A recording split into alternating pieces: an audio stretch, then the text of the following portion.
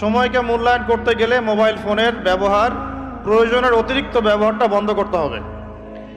Mobile ফোনের প্রয়োজন যতটুকু, এতটুকু ব্যবহার ঠিক আছে, এরপরে অতিরিক্ত ব্যবহার করতে যাবেন না। সময় নষ্ট হবে, মস্তিষ্কও নষ্ট হয়ে যাবে।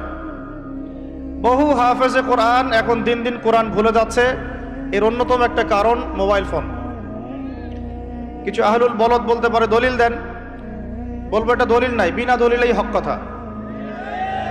আর এই দলিল বুঝতে হলে সাইকিয়াট্রিস্টের কাছে যান, ডক্টরের কাছে যান, তিনি বুঝাবেন যে মোবাইল ফোনের আসক্তির কারণে মেমোরি কিভাবে দিন দিন ড্যামেজ হয়ে যাচ্ছে।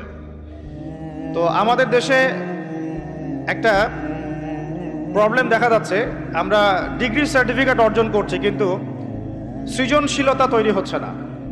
সৃজনশীলতা তৈরি হচ্ছে না, এর পিছনে অন্যতম একটা কারণ হচ্ছে মোবাইল ফোনের অতিরিক্ত ব্যবহার। এবং আমাদের বাচ্চা কাচ্চাদের অবস্থা আরও বেশি ভয়ানক।